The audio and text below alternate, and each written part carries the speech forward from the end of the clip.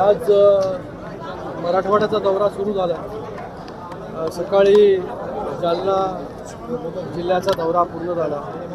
आता नांदेड जिल्हा सुरू झालेला आहे. उद्या देखील नांदेड, हिंगोली, परभणी, मग नंतर बीड असा हा दौरा असणार आहे. जिल्हा परिषदेच्या निवडणुका असतील किंवा SIRचं जे काम सुरू आहे, PLAची नेमणुका आहेत, त्याचबरोबर पक्ष संघटना कशाप्रकारे वाढते, कशाप्रकारे कार्यकर्ते पदाधिकारी काम करत आहेत, त्यांच्या काय काय त्यांचे प्रॉब्लेम्स आहेत, या सगळ्या गोष्टीवरती जे आहे एक सविस्तर आढावा जो आहे, चर्चा जी आहे ती करण्यात आली.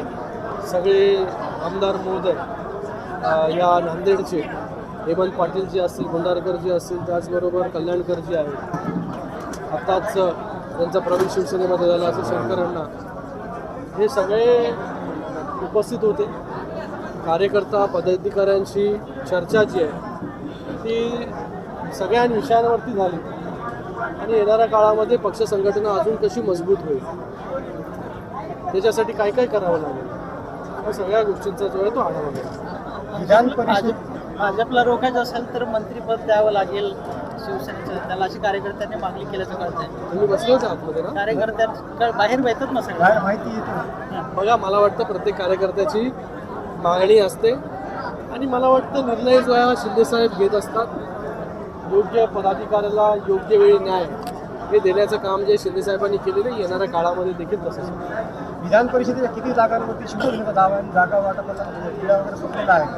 आता जे आहे तुम्हाला लगेच कळेल. मला वाटतं शिंदेसाहेब पण असतील किंवा बाकी आमचे जे नेते आहेत, समन्वय समिती, त्यांच्या बैठका ज्या आहेत ते होत आहेत. लवकरच आपल्याला कळेल की किती जागा ज्या आहेत कुठला पक्ष जो आहे तो लढतो. शिंदे साहेबांनी दुसरे मुख्यमंत्री आज दिल्लीला गेले होते. आज मला वाटतं कांद्याच्या प्रश्नांवरती तिथे गृहमंत्री अमित शाह साहेबांबरोबर मीटिंग होती, चर्चा होती. त्याचबरोबर मला वाटतं जलजीवन मिशनची पण चर्चा त्या ठिकाणी CR पाटील साहेब यांच्या अध्यक्षतेखाली होती. तर याच्यावरती चर्चा जी आहे ती त्या ठिकाणी झालेली आहे. सरकारने कांद्यासाठी देखील निर्णय जो आहे तो आता आज मला वाटतं घेतलेला आहे. विधान परिषदेत किती जागा मागतोय आपण? चर्चा झाली, मला माहिती नाही. मी तर सगळीकडे फिरतोय, कारण की याच्या अगोदर जो आहे तो नाशिक असेल, त्यानंतर ठाणे जिल्हा असेल, आता तिथून थेट आता मराठवाड्यामध्ये आलेलो आहे. मला वाटतं शिंदेसाहेब आणि त्याचबरोबर आमची समन्वय समिती, त्यातले नेते जे आहेत हे त्याच्यावरती चर्चा करतात. हिंगोली परभणीच्या जागेवर भाजप दावा करते, याची जागा तुमच्याकडे होती यापूर्वी. कोण म्हणालं तुम्हाला? मागणी केली ना, बाईक वगैरे दिली भाजपच्या लोकांनी. मग तसंच मी म्हणालो तुम्हाला. प्रत्येक कार्यकर्त्याची इच्छा असते प्रत्येक जागा जी आहे ती लढलं पाहिजे. निर्णय जो आहे तो वरिष्ठ पदाधिकारी नेते जे आहे ते घेत असतात. शिवसेना 12 वर्षापूर्वी सत्तेमध्ये, नांदेड जिल्ह्याला आणखी मंत्रिपद